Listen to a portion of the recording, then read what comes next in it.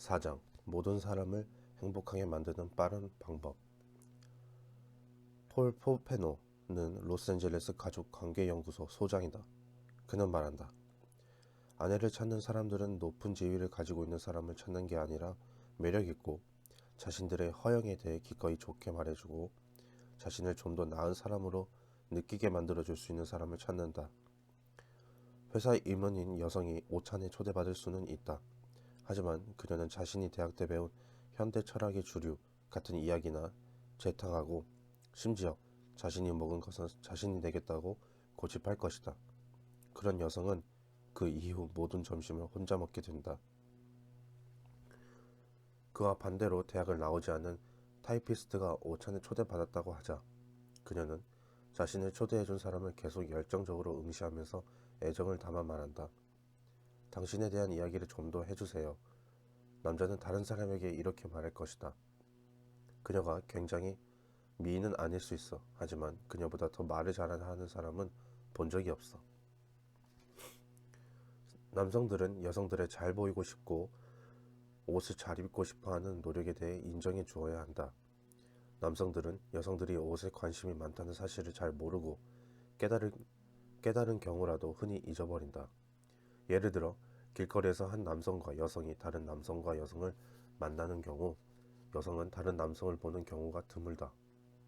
여성은 다른 여성이 얼마나 옷을 잘 입고 있는지 관심을 가지고 보기 마련이다.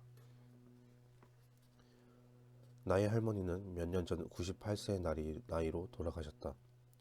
돌아가시기 바로 얼마 전에 할머니께 30년도 더 된 할머니 사진을 보여드린 적이 있다. 할머니는 이미 눈이 좋지 않아 그 사진을 제대로 보실 수도 없었다. 그분이 우리에게 했던 유일한 질문은 이랬다. 내가 무슨 옷을 입고 있니? 생각해보라. 이제 돌아가실 날이 얼마 남지 않은 채 생의 마지막 12월을 보내고 계신 100세를 눈앞에 두고 노환으로 자리보전하시는 힘 빠진 할머니가 기억력도 점점 나빠져 이제는 자신의 딸들도 알아보지 못하시는 와중에도 자신이 30년 전 어떤 옷을 입고 있었는지 알고 싶어 한다. 그 질문을 하셨을 때 나는 바로 옆에 있었다. 그 질문은 내게 지워지지 않을 깊은 인상을 남겼다. 이 부분을 읽고 있는 남성들은 자신이 5년 전에 어떤 옷, 어떤 셔츠를 입고 있었는지 기억하지 못할 것이다. 기억해보려는 요만큼의 욕망도 갖고 있지 않을 것이다. 하지만 여성들은 다르다. 우리 미국 남성들은 그 사실을 인정해야 한다. 프랑스 상류 계급의 남성들은 여성들의 드레스나 모자에 찬사를 보내도록 배운다. 그것도 하루에 한 번이 아니라 여러 번 해야 한다는 사실을 배운다. 프랑스에는 5천만 명에 달하는 남성들이 있는데 이들 모두가 잘못 생각하고 있는 건 아닐 것이다. 내가 오래내 보관하고 있는 이야기 중에 실제로는 일어나지 않았던 일화가 있다. 하지만 이 이야기는 진실을 말해주고 있으므로 여기에 옮겨보도록 하겠다. 이 바보 같은 이야기에 따르면 한 농장의 여성이 힘든 하루 일을 끝낸 집안 남자들 앞에 건초를 쌓아 올린 접시를 놓았다. 남자들이 화가 나 미친 게 아니냐고 묻자 그녀는 대답했다. 글쎄요, 제가 당신들이 어떤 음식을 먹는지 어떻게 알겠어요.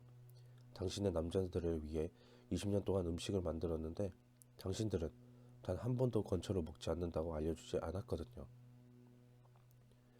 모스크바와 상트페르트부르크의 무례한 귀족들은 예전에는 예의를 소중히 여기는 사람들이었다고 한다. 차르 시대의 러시아 상류층에서는 저녁을 즐기고 난 후 요리사를 불러 칭찬을 하는 게 관행이었다. 그만큼 당신의 아내에 대해 배려해주지 않아야 할 이유가 있는가? 다음에 닭이 잘 구워졌을 때 아내에게 잘 구웠다고 말하라. 당신이 건초를 먹고 있는 게 아니라는 사실에 감사하다고 그녀에게 알려주어라. 혹은 영화배우 텍사스 기넌이 말하곤 했던 것처럼 아내에게 커다란 박수를 보내주어라.